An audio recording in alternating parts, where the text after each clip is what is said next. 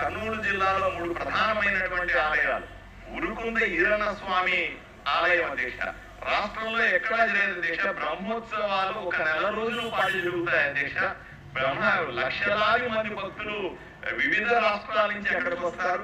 వాళ్ళకి కావాల్సిన సదుపాయాల మీద దృష్టి పెట్టాల్సిందిగా కోరుతా ఉన్నాను. అలాగే 1400 సంవత్సరాల చరిత్ర ఉన్నటువంటి పెదతోనం రామాయణ అధ్యక్ష ఆదోని నియోజకవర్గంలో ఉంది. దానికి తప్పనిసరిగా మన అభివృద్ధి చర్యలు చేపట్టాలని ఎంతో కాలంగా కోరుకుంటా ఉన్నాను. దాని గురించి అలాగే రణమండల ఆంజనేయ స్వామి దేవాలయాన్ని పర్యాటక కేంద్రాలుగా మార్చాలన్న మా విజ్ఞప్తిని మంత్రి వారు చూడాల్సిందిగా కోరుతా ఉన్నాను.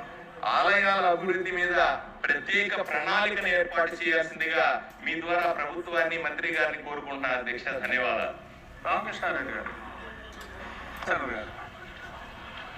ధన్యవాదాలు అధ్యక్ష. అధ్యక్ష, మొదట తమరికి ఉండి నియోజకవర్గంలో ఆకిబీడు శ్రీ రామాలయ నిర్మాణం కోసం మీరు చేస్తున్న వీరోచిత పోరాటాన్ని రాష్ట్రమంతా చూసింది అధ్యక్ష. రాష్ట్ర వ్యాప్తంగా దేశవ్యాప్తంగా ఉన్న శ్రీరాముని భక్తి వైపు నుంచి మీకు సంపూర్ణ మద్దతు ప్రకటిస్తున్నాం అధ్యక్ష. హిందూ ధర్మాన్ని కాపాడడానికి మీరు చేస్తున్న పోరాటం చిరస్మరణీయంగా మిగులుతుందని నా వ్యక్తిగత అభిప్రాయం అధ్యక్ష. ఇకపోతే హిందూ ధర్మం అన్నది ఆలయ కేంద్రంగా నడుస్తుందన్న విషయం మనకందరికీ తెలిసిందే అధ్యక్ష.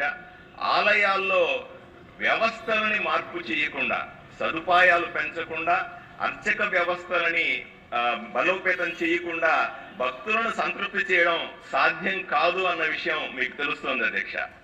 అర్చకులందరూ కూడా బ్రాహ్మణులు కాదు అధ్యక్ష. ముఖ్యంగా మా రాయలసీమ ప్రాంతంలో అర్చకుల్లో ఎక్కువ మంది బీసీలు, ఎస్సీ, ఎస్టీలు కూడా చాలా మంది ఉంటారు అధ్యక్ష.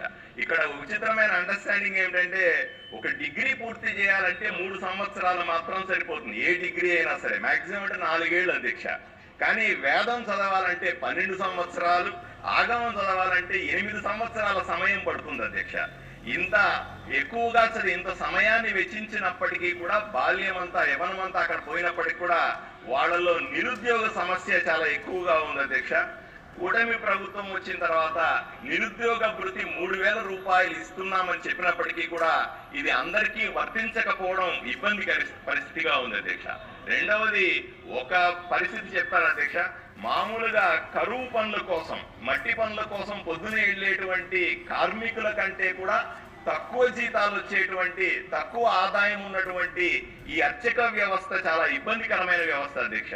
వీళ్ళ ఆరోగ్య సమస్యలు పెట్టించుకోవడానికి కానీ లేదా ఇతరత్ర ప్రభుత్వానికి సంబంధించిన స్కీములు వీళ్ళకు వర్తించకపోవడం, కనీసం వాళ్ళు రిటైర్ అయితే వాళ్ళకు న్యాయపరంగా రావాల్సిన 4,50,000 రూపాయల్ని సమయానికి వాళ్ళు అందించకపోవడం లాంటి సమస్యలు కూడా ఎన్నో ఉన్నాయి అధ్యక్ష.